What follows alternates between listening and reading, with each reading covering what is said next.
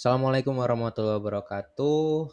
Jadi pada hari ini kami dari kelompok 5 akan mempresentasikan tugas proyek ujian tengah semester kami, yaitu desain untuk website pada organisasi atau perusahaan yang ingin kami buat yang bernama SciSafe, yaitu Cyber Security. Eh, Pertama-tama perkenalkan, nama saya Halim dengan NIM 081911633012. Kemudian di sini saya bersama teman saya Mirza Alba Firdaus dengan NIM 081911633002 dan juga Syahrul Akbar Rohmani dengan NIM 081911633003. Pertama-tama di sini kami akan menampilkan homepage-nya, yaitu halaman di mana pertama kali websitenya dibuka. Di sini ada beberapa komponen di dalamnya, seperti ada navbar, yang paling kiri itu ada logo dari perusahaan kami. Kemudian di navbar juga terdapat beberapa shortcut menuju ke page yang lain. Ada program, activity, bug hunters, kontak us, dan juga Han. Pertama-tama kita ada di page home, yaitu homepage dari website kita. Di sini ada pembukaan berupa banner dengan foto dari salah satu teman kami yaitu Syahrul dengan moto perusahaan yaitu Hacking for Good. Kami juga menampilkan kutipan dari Syahrul dengan item learn, hack, dan juga earn. Ini adalah konten yang ditujukan untuk menarik perhatian terhadap website kami. Kemudian di sini kami juga mencantumkan service yang akan dilakukan oleh website kami. Yang pertama yaitu hack the fun out of your system, kemudian gather bug hunters, dan juga help companies. Adanya konten service ini ditujukan agar pengunjung website kami mengetahui untuk apa website ini dibuat dan untuk apa perusahaan ini dioperasikan. Kemudian selanjutnya ada opsi untuk join us dan juga submit a program.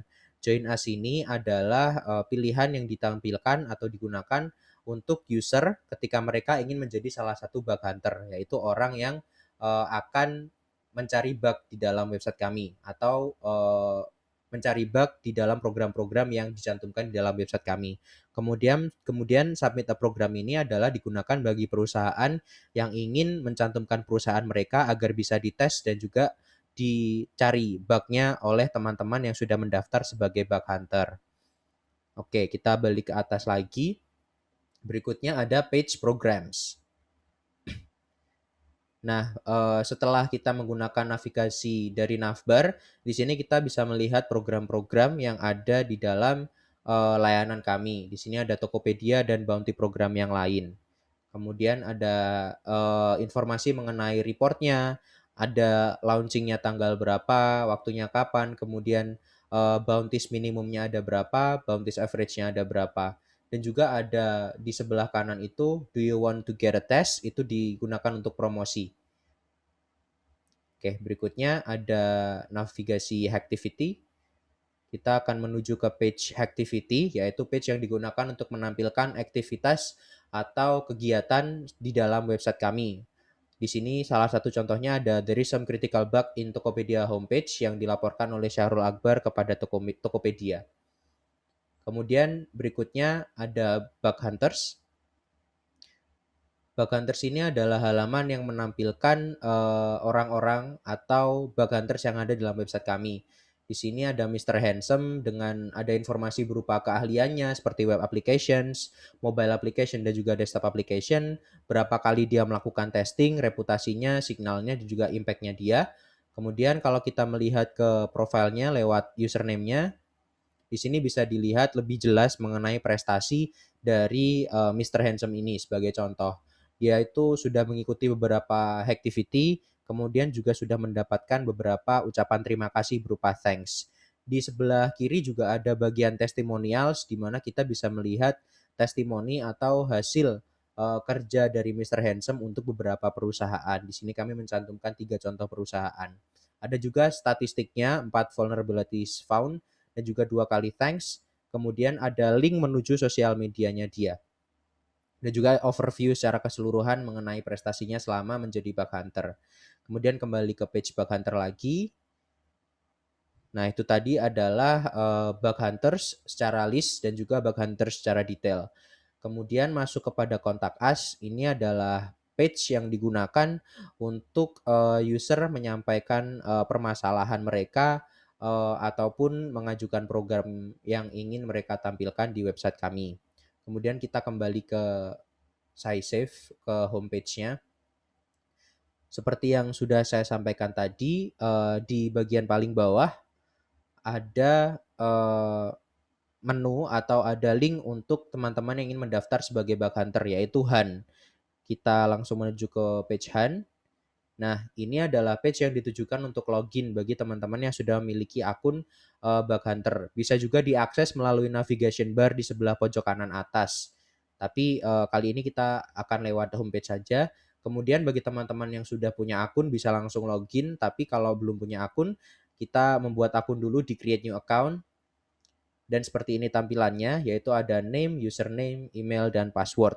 Kemudian ada juga checkbox untuk agree terhadap term dan condition yang sudah kami tentukan untuk menjamin keamanan dan juga kenyamanan semuanya. Kalau sudah, maka bisa langsung diklik sign up. Kalau sudah terdaftar, nanti langsung memasukkan email dan passwordnya dan kita akan login. Oke. Oke, baik, saya akan melanjutkan presentasi dari teman saya Halim. Karena kita tadi sudah login, jadi saat ini kita sudah bisa melihat foto profil kita di bagian sebelah kanan atas, dan ini adalah tampilan dari bounty program atau program-program apa saja yang ada di website kami. Seperti yang ada di contoh, yang pertama ada Tokopedia yang diluncurkan pada 17 April 2021. Oke, kita akan melihat lebih lanjut mengenai program dari Tokopedia. Oke, jadi ini adalah halaman detail dari bug bounty dari Tokopedia. Yang pertama yang tampil adalah penyelenggaranya sendiri, yaitu Tokopedia, kemudian ada berapa laporan yang telah diselesaikan, kemudian ada berapa rata-rata bounty yang diberikan oleh Tokopedia itu sendiri. Kemudian di bawahnya kita bisa melihat di situ ada reward atau penghargaan. Penghargaan di sini ditujukan kepada celah-celah atau tingkatan-tingkatan dari celah yang dicari oleh bug hunter itu sendiri. Kalau celahnya itu kritikal atau impact-nya itu besar bagi perusahaan, maka bug bounty-nya juga semakin besar nilainya. Kan kalau misalkan celahnya itu efeknya cuma sedikit bagi perusahaan, maka nominal yang diberikan juga cukup sedikit, sesuai dengan bounty-nya. Kemudian ada kriteria dari penghargaannya, dinilai berdasarkan apa saja. Kemudian ke bawah sedikit ada policy atau peraturan-peraturan dalam mengumpulkan laporan-laporan bug yang ditujukan kepada perusahaan tersebut. Jadi di situ ada peraturannya, misalkan report-reportnya atau laporannya harus sangat detail, kemudian bisa dilakukan berulang kali, kemudian hanya mengumpulkan satu laporan yang rentan. Selanjutnya sedikit ke bawah, di situ ada scope. Scope ini mencakup domain-domain mana saja yang bisa dieksploitasi oleh bug hunter itu sendiri. Jadi tidak sembarang domain yang bisa mereka eksploitasi, hanya domain yang ditentukan dalam scope yang bisa mereka eksploitasi, yang mereka cari kelemahannya. Oke, di situ ada terangan bahwa itu critical dan eligible, maksudnya adalah domain itu mempunyai tingkat efek yang cukup besar bagi perusahaan. Serta eligible menandakan bahwa misalkan bug hunter itu mencari bug dalam domain itu, maka nanti bisa mendapatkan bounty yang diberikan oleh perusahaan. Selanjutnya, lebih ke atas sedikit, kita ada di situ ada menu respons efisiensi, di situ ada rata-rata jam, misalkan yang pertama adalah first response, di situ menandakan bahwa ketika kita pertama kali mengirimkan laporan kepada perusahaan, maka akan direspon rata-rata selama 13 jam.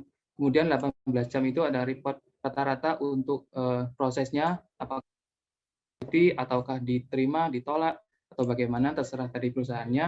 Kemudian ada juga 7 hari untuk waktu menyelesaikan bug tersebut oleh perusahaan. Jadi bug tersebut akan di-fix oleh perusahaan dalam waktu sekitar 7 hari. Kemudian di bawahnya juga ada interface untuk top hacker atau istilahnya hacker-hacker yang sudah sangat berpengalaman, yang di situ juga memiliki reputasi, ada berapa bug yang sudah dia laporkan. Jadi di situ ada Mr. Man yang pertama ada 500, kemudian kedua ada 159. Oke, jadi itu sebagian garis besar dari program detail dari bug bounty Tokopedia.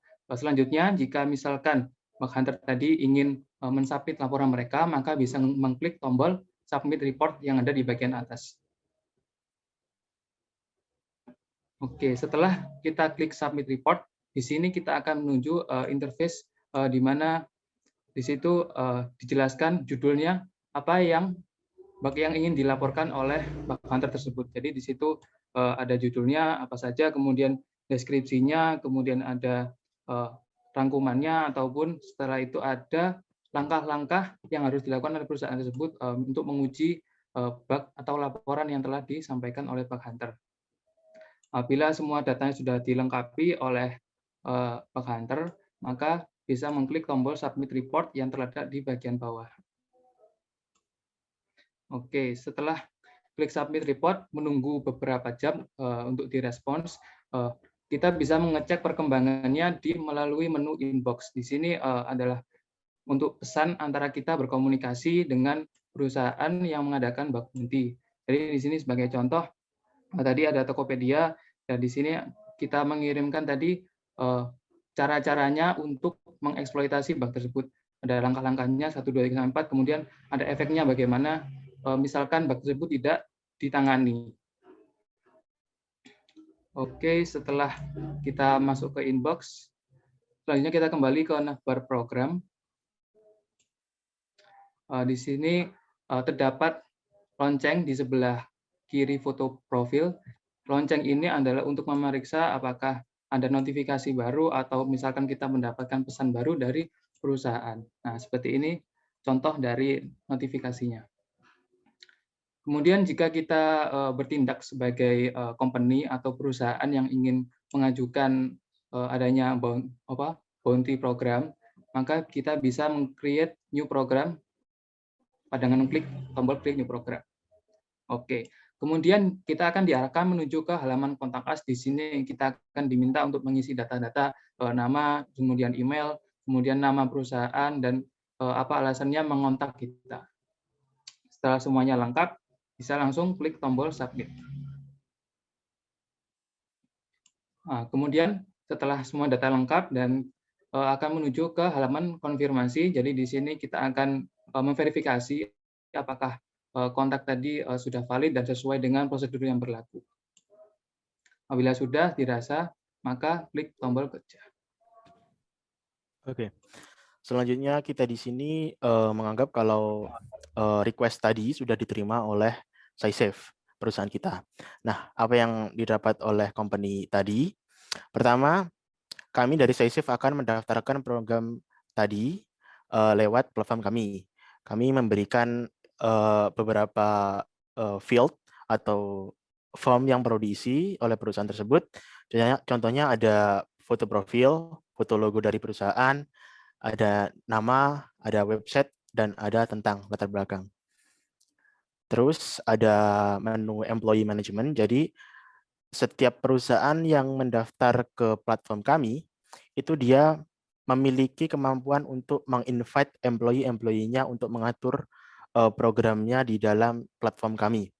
Di sini ada contoh employee 1 dengan email emp1@tokopedia.com, ada join, ada last join, dan ada action. Kemudian ada kustomisasi dari page program tadi, ada policy. Di sini ada isi dari policy, keep user information safe, dan ini bisa diupdate. Terus ada scope, ada domain-domain apa saja yang bisa dan hanya boleh dilakukan testing kepada sebuah company. Ini contohnya Tokopedia yang boleh ditesting, ada www.tokopedia.com dan ada mtokopedia.com. Kemudian ada invitation. Nah, di sini invitation ini ditujukan kepada company-company yang ingin menginvite seorang hacker yang memiliki kriteria tertentu. Sebagai contoh, kita klik invite hacker di sini. Nah, di sini ada contoh Mr. Handsome dengan username unbelievably cool. Terus kita bisa klik invite. Nanti hasilnya akan masuk di sini. Terus ada payment. Dan di sini adalah bagaimana cara perusahaan tersebut membayar bug hunter yang sudah menemukan bug yang valid. Ada payment method, PayPal di sini contohnya. Terus kita ke akun profil kita di sini. Bisa diklik. Nah, di sini mirip seperti company tadi, di sini akun profil sendiri. Kita bisa change foto, bisa kasih name, username, location, dan intro. Terus ada authentication, di sini berguna untuk mengganti email dan mengganti password.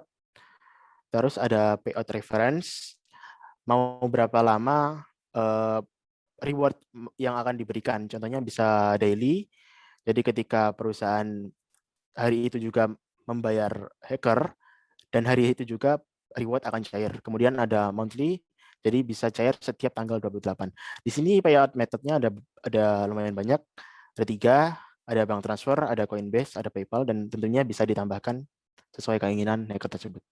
Terus ada earning, di sini ada histori pembayaran dari sebuah program kepada hacker, ada berdasarkan report berapa, awarded by siapa, dan tanggal berapa, serta jumlah amonnya.